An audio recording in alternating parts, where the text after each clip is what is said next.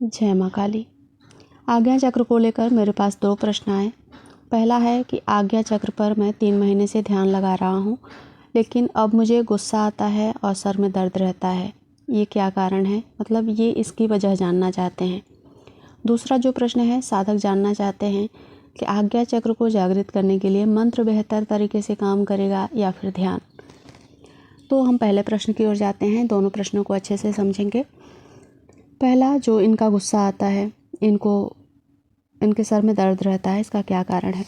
तो देखिए, जो भी साधक आज्ञा चक्र पर ध्यान लगाएगा, चाहे वो मंत्रों के जरिए या फिर ध्यान के जरिए, तो एक समय ऐसा ज़रूर आता है जब उसको गुस्सा आता है, सर में दर्द रहता है। इनको आगे के सर में दर्द है, लेकिन बहुत लोगों को सर के ऊपरी हिस्सों में तेज़ दर्द होता है।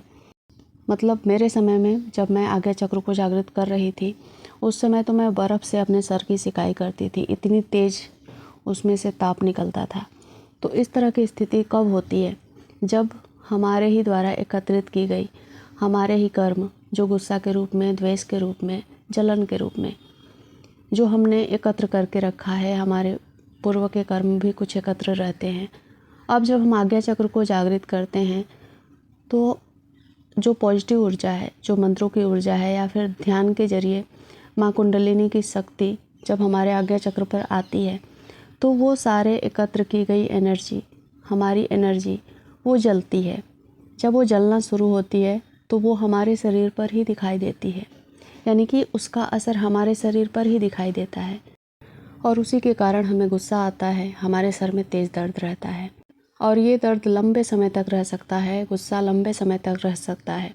अगर आप इस आज्ञा चक्र के ध्यान के साथ साथ प्राणायाम ना करें, अपने प्राण ऊर्जा को संतुलित ना करें, तो ये लंबे समय तक रहता है। कि आपको प्राण ऊर्जा को भी संतुलित करना है, क्योंकि जब ऊर्जा उठती है ना, तो बहुत सारी चीज़ें हमारे अंदर बदलती हैं। वो सूक्ष्म रूप में होती हैं, वो किसी भी तरीके से आपको दिखाई नहीं देगी, ना महसूस होगी। वो सिर्फ बीमारी के रूप में सामने आएंगी। बीमारी ही होता है ना गुस्सा या फिर सर दर्द, तो इसी रूप में सामने आएंगी। अब यहाँ पर देखिए, इन्होंने मुझसे प्रश्न पूछा तो इसका समाधान मिला। तो अगर हम इस चीज़ को नहीं जानते हैं कि हमें प्राणायाम भी साथ में करना होगा, अनुलोम विलोम करना होगा, ताकि हमारी जो प्राण ऊर्जा है वो संतुलित रहे, हमें मानसिक शांति मिले, और सिर्फ हम आज्ञा चक्र पर लगातार ध्यान करते जाएंगे।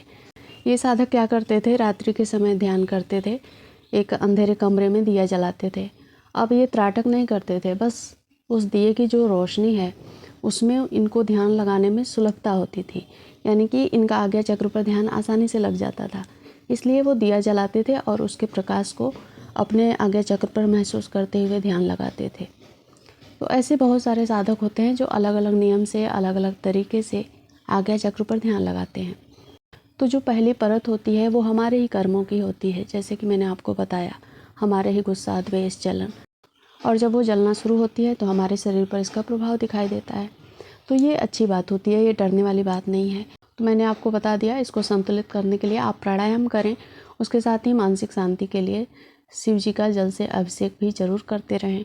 अगर आप ये सब चीज़ें नहीं करेंगे तो इसको छुटकारा मिलने में बहुत टाइम लग जाएगा।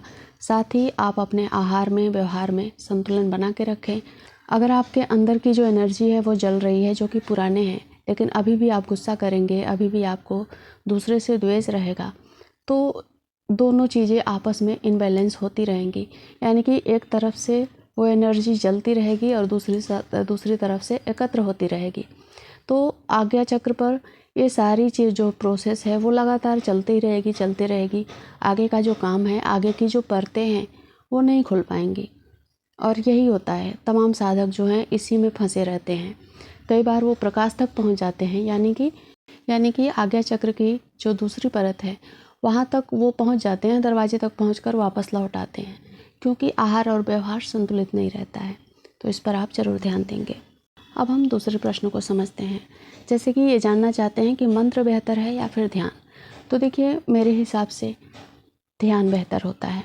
अगर आप त्राटक करते हैं या फिर आज्ञा चक्र पर ध्यान लगाते हुए आज्ञा चक्र को, तीसरी आंख को या फिर दिव्य दृष्टि, जो भी आप कह लें, उसको खोलने की कोशिश करते हैं, तो वो जल्दी से काम करती है।